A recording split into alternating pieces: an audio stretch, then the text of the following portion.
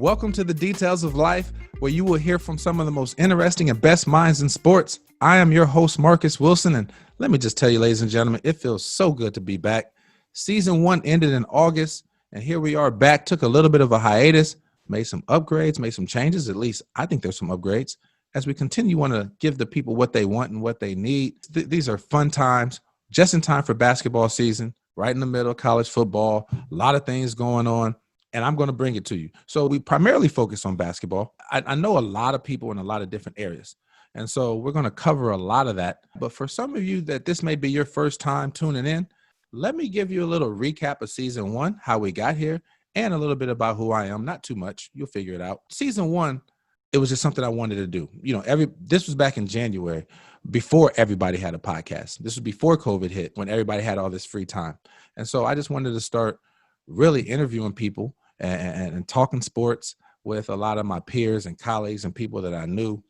Started off, was interviewed some great assistant coaches like Dave Ragland at Utah State and Chris Lowry at Kansas State. Went on to interview some more head coaches like Conzo Martin at Mizzou, Mike Bray at Notre Dame, Matt Painter at Purdue.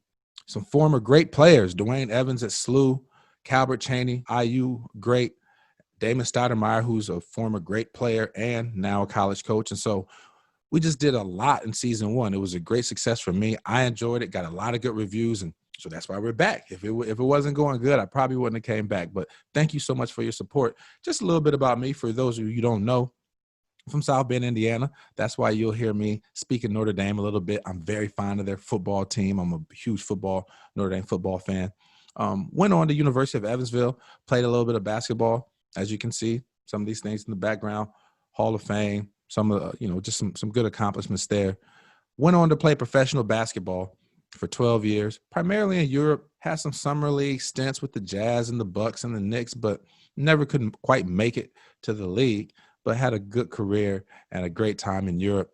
And now I'm here in St. Louis doing a lot of community work. But what leads me to this is I'm also a commentator for ESPN Plus, and Missouri Valley Conference and University of Evansville, which puts me in contact with a lot of these coaches that I talk to. And that's what led to this podcast. So with that being said, that's how we got to where we're at. I'm excited to get into season 2. Before we bring on today's guests, I would like to dive into some interesting topics all across the sports world that has happened this past week. So let's get started. The biggest story of the weekend, no doubt, was boxing. Roy Jones, Mike Tyson, Nate Robinson, and Jake Paul. Wow. There's a lot to be unpacked right there. There were a lot of memes this weekend, guys, from Nate Robinson taking a tough L. I was going to crack some jokes here, but you know what? Every day I was on the internet for the last 48 hours, it's been nothing but Nate Robinson memes. I'm not going to add on to that. I could imagine what that man is going through. As you see some of the memes right now, the internet never loses, guys. Don't challenge the internet. And as we saw, Nate Robinson took 2 L's this weekend, not only in the ring, but on the internet. Interesting fight. Congratulations to Jake Paul for the win. Hey, he said he was going to do it, and he did it. Mike Tyson, Roy Jones, like Snoop said, looked like 2 uncles fighting in the backyard. But it was interesting. Wish we could have saw this fight about, 15, 20 years ago? But here they are, and it was interesting. I thought Mike Tyson won. Maybe they agreed before the fight that it would be a draw. I didn't even think it was close, but they called it a draw, and it is what it was.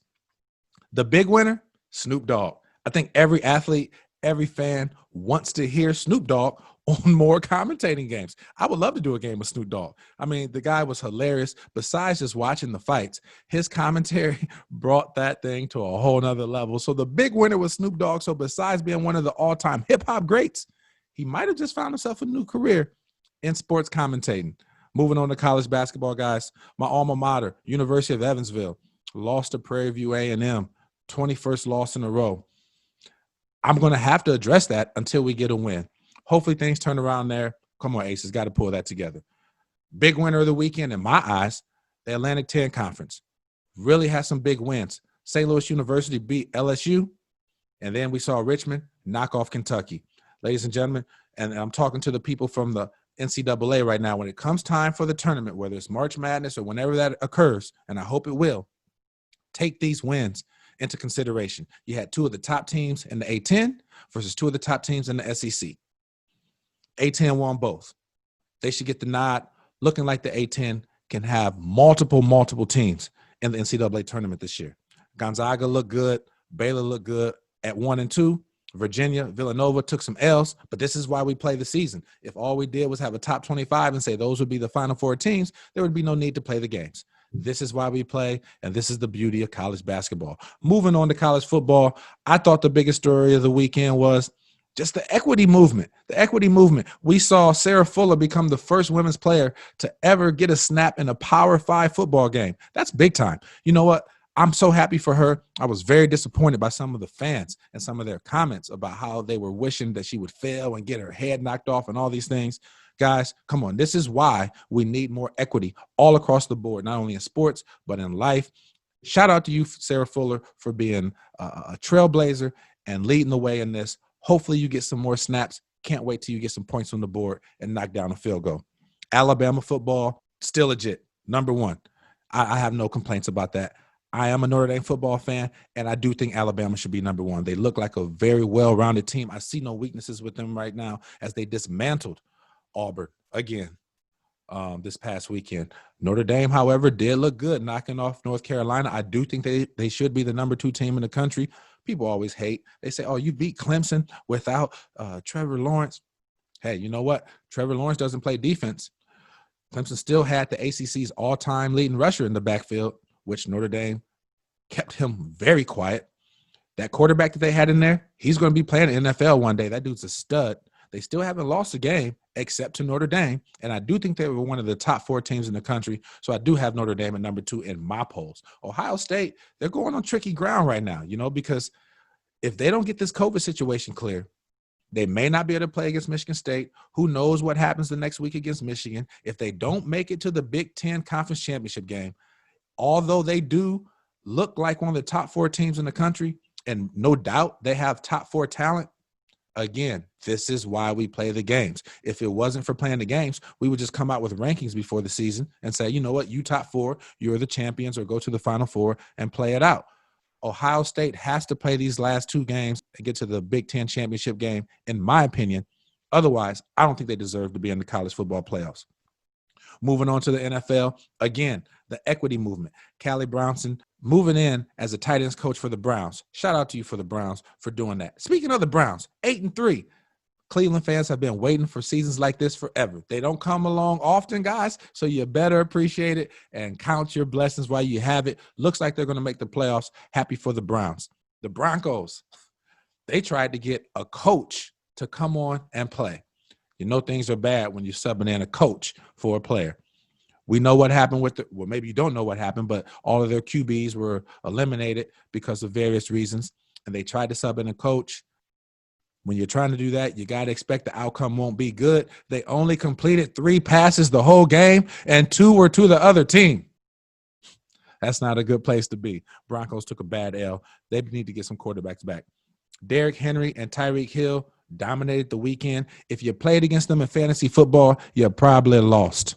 Tough. But those 2 guys, man, they are explosive, not only on the field, but when you're playing against them on fantasy football, as well as Patrick Mahomes, you always got to be scared because they can go off just like they just did. The rest of the NFL is just injuries, COVID. I didn't get into fantasy a lot this year for that reason, because fantasy is always determined by injuries. And then you add COVID, which I knew would be a factor, and it's out of control. And so I don't really like the product being put out there right now. It's so unpredictable, and that's what it is. That's my recap for the weekend. Hopefully you enjoyed it. We'll continue doing that. Like I said, I'm a sports fan. Most of you guys are if you're tuning in. So we'll continue doing that. Moving on to our guest of the evening. Today we have Coach Darian DeVries, head coach of Drake basketball in the Missouri Valley Conference. Coach DeVries played at Northern Iowa from 94 to 98. Upon graduation, went on to Creighton as a grad assistant for 3 years, from 98 to 01. And from there, he was an assistant coach for 18 years, one of the longest tenured assistant coaches in the country. finally got his opportunity for a head coaching job in 2018-19. And you know what he did with it? Won the Missouri Valley Conference Championship and MVC Coach of the Year. The guy can flat out coach.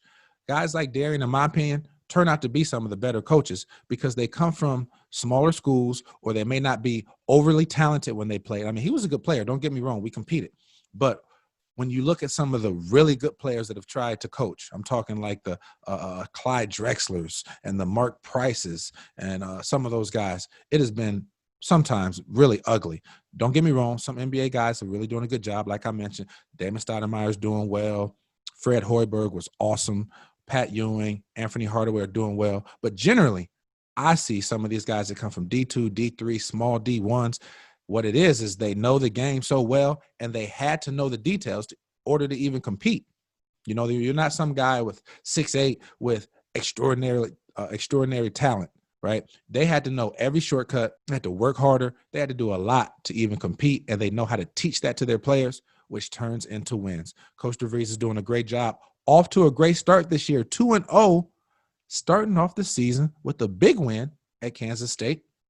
Then knocked off South Dakota. They're now sitting at 2-0, and it looks like they're going to be formidable in the MVC again. Now, I will preface this interview, guys, was done over the summer right before we took our hiatus. So we were talking about what it would be like to be on the court with these guys, speaking somewhat in future tense. The future is here and now. And without further ado, let's bring in Coach Darian DeVries from the Drake Bulldogs.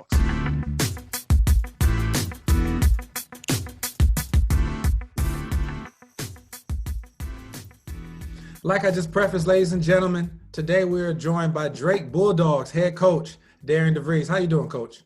Hey, doing great, Marcus. Good to be here, man. How you doing? I'm doing great, man. It's good to have you, and it's always even better when it's someone I've been knowing for 20-something plus years because of our playing days. So I guess we'll start there. You were there from 94 to 98 in Northern Iowa. I was 95 to 99, so we played against each other for 3 years. So what were some of your best memories of your time at Northern Iowa? And then also, like, who were some of the best players that you had a chance to play against while you were in the Valley while you were at Northern Iowa? Yeah, I know some of my best memories weren't playing against you because you were getting – I helped you towards some type of scoring title, I'm sure of it. So that's no, those were fun years, you know. I think you look back and there's a lot of great players, but I think what's really cool is, you know, guys like yourself and, you know, Dan Muller in the league and Troy Hudson and just multiple guys. A guy on my staff, Matt Woodley, Aaron Thomas, you know, guys that you just after you're done playing, you've continued relationships with, and maybe you don't see them for a long time, and then you pick it up and can talk a few hoops. I know LJ Goolsby and I give each other some grief every now and then when he was at Wichita State and I was at Northern Iowa. So, but fun memories, you know. Wish I could still play, but my vertical's about the same, so that hasn't changed. We're still at about a 12, so that part's good.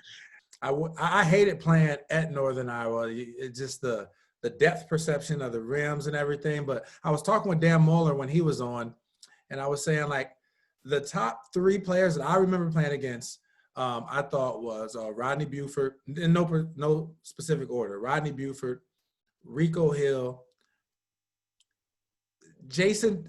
Anthony Parker. Anthony Parker's probably number 1. He kicked my butt every time he played. Anthony Parker, Rodney Buford, Rico Hill, Jason Daisy was a monster, and Troy Hudson. Like, I mean, those. And Troy Hudson was a problem for me. He was a problem for everybody. He was shooting across the half-court line, right? Yeah. And then you had a chance to play against, I believe, Chris Carr at 94 at Southern, and I heard he was a monster as well. Yeah, he was good. Their team was really good. They had a really nice team. Yeah, man. And like you said, it's so good to see you guys, some of you former players, back in the conference coaching. So when did you start to realize that you wanted to coach? And then also, could you tell us, how did you get your break into coaching? Yeah, I went into college trying to be a teacher and a coach. And as I got closer towards graduating, really wanted to explore trying to get into college coaching. And my head coach at the time, Eldon Miller, you know, reached out to some people. He had reached out to Gary Garner, who was at Southeast Missouri State at the time, and Larry Shiat, who was up at Wyoming at the time, and then Dana Altman at Creighton. And we were just looking, because it was kind of new at the time, kind of that graduate position. It was just starting to kind of, come about where teams were adding that type of spot. And Larry Shyatt, while we were kind of talking with him, he moved on and went to Clemson, and then it was Southeast Missouri State and Creighton, and ended up going to Creighton. And that's kind of how I got started with it, getting my master's and things, and then was able to slide into a coaching position a few years, down the road. So, and then was there for quite a long time after that. So. Yeah. So while you were at Creighton, you were one of the longest tenured assistants in the country. Went over there, had a chance to coach with some really great coaches, which we'll get to that. But I also wanted to know, it's always difficult when teams shift conferences, and so I've seen, me being from South Bend, I've seen Notre Dame shift conferences from Big East to ACC and Butler and a lot of these schools, and you were part of it with Creighton. So what was that transition like, going from the MVC to the Big East while you were at Creighton? Yeah, they always say timing is everything. I think it worked out about as good as it could have for us, because we had Doug McDermott coming back for his senior year, and we had just a veteran team. I think we started 4 seniors that year. So when you're going from the Valley to the Big East and making that jump, to have a veteran squad, with a lot of experience, I think really helped us in that first year make that transition. And anytime you got Doug McDermott on your team, you got a chance to be pretty good. So we ended up finishing second that first year, and I think that was huge for us, because it really kind of propelled us, almost instantly, to giving us some credibility within the league and getting us some solid footing, instead of having to start from the bottom, from year one and work your way up. Now the following year, when all those guys graduated, we had to kind of rebuild it again, but at least we were able to recruit to, the success we had in year one in the Big East. And but that was fun. It was a fun transition for especially with that team. It made it really enjoyable. It was awesome to see just the immediate success. It gave credibility to Creighton, and to me, it gave some credibility to the Valley. The fact that you were able to have that type of success early on, like you said, you coached multiple pros at Creighton. Probably the most famous is Doug McBuckets, as people call him, but Doug McDermott and everything. But as a coach, I know a lot of times coaches jump around. They get in multiple areas. They get a large coaching tree. They go here, they go there, 3, 4, 5 years. You were at Creighton from the time you graduated in '98 all the way until recently, and only coached under 2 different coaches, which 2 great coaches. So what was it like coaching under Coach Altman and Coach McDermott, and what were you able to learn from them to help prepare you for the success you've had as a head coach?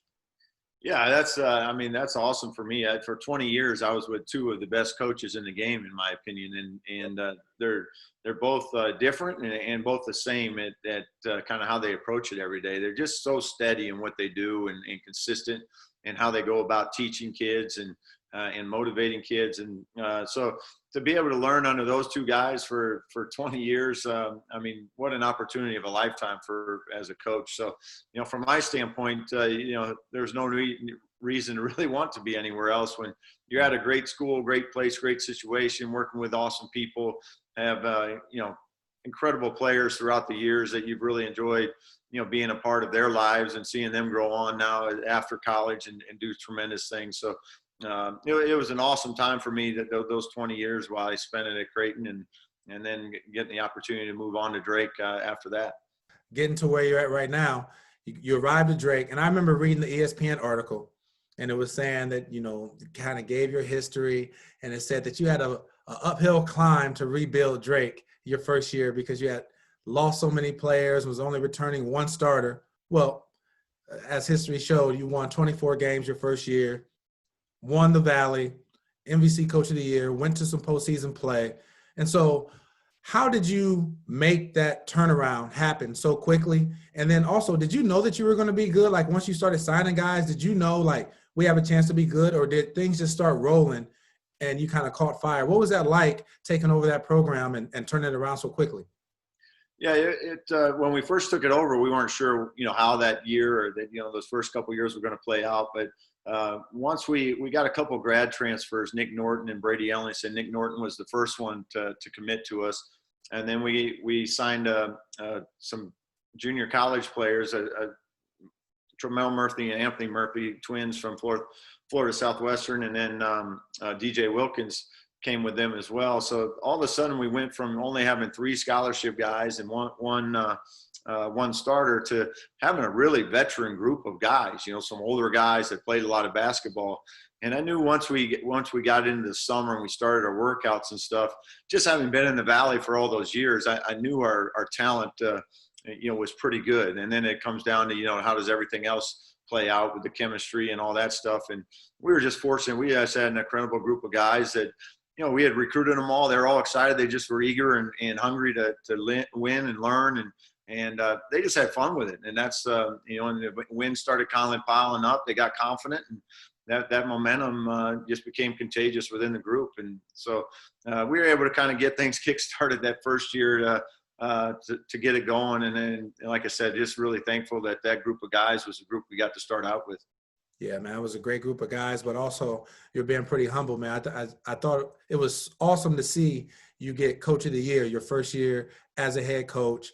You prepare for that moment your whole life. What's it going to be like to run your whole program? And so to finally get there and to have that immediate success with the team and personally, man, was awesome to see. Just from the outside looking in and watching that was awesome. What are some of your thoughts on next season's team? Or returning players, any guys that you've signed, any guys that were sitting out last year that you think might have an impact? What are some of your thoughts for next season, Coach? Yeah, I'm really excited about our group. I like our guys. Again, I think we got great chemistry, and they seem really committed, really hungry.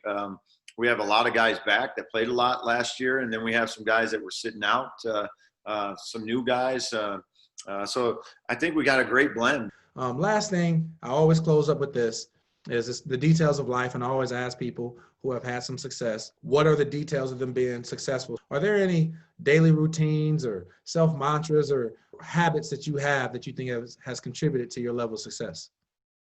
No, I think the biggest thing that I've always just tried to do is just be as genuine as possible with people. I think people really respect that. You try to be honest with people and treat them as well as you can. And doesn't, like, even in coaching, it doesn't mean you're always right. As coaches, we make plenty of mistakes too, but players get that as well. And when they know they have your trust and vice versa, that relationship's there, they understand mistakes from your end and you understand them from their end. So I've just tried every day to try to just be genuine with guys, honest with them, and just try to help them as best as I can. And that's made it fun for me. I've told our team this the whole time is, I've been in coaching now for 23 years or whatever. I don't want to be miserable every day. I want to have fun doing what we do because I want to do this for a long time. I want them to enjoy it and have fun with it. And that starts with us coaches having fun with it because it makes it easier for everybody just to have a good time with it. And it doesn't mean you don't work and have some, some really get after it days. But at the end of the day, you want this game to be fun for everybody. It's fun watching your style of play. You guys get up and down and put some points on the board. So it's always fun watching you play. I'm rooting for you. Hopefully you have a good season. Before I let you go, I will say this. I follow you on Twitter, and I wanted to let you know and let all the followers know we're still in the middle of this social justice time and everything. And there was a statement that you and your staff put out, signed by you and all the coaches. And there's been a lot of statements that's been put out. Some just felt forced and some felt like fluff. But when I read yours, man, it resonated with me, and I appreciate the sincerity behind the words of wanting to be a part of change in this country. So on a personal note, I appreciate that, Coach. Yeah, thanks, Marcus. It's been great seeing you, buddy. Yeah, hope things are well down there. All right, man. Good luck to you. We'll be in touch, and good luck next season, all right? Yeah, thanks, Marcus. Peace. Thank you, Coach DeVries, for coming on. I sincerely appreciate you making the time. You're off to a great start this year. Looking forward to seeing your team compete. Good luck to you. As for you, ladies and gentlemen, what I need you to do is to tune in here every Tuesday. That's right. Every Tuesday, we will be releasing a new episode of The Details of Life on YouTube. You can check the link, or any of your favorite podcast platforms, iTunes, Spotify, Google, you name it, we're probably on it. Continue to like, subscribe, and share. I can't grow without you. I need you, and I appreciate your support. That wraps up this episode of The Details of Life, where we're going to continue to bring you great content from great people, because you know what? That's right. Greatness is in the details, guys. Y'all be safe out there. See you next week. I'm out. Peace.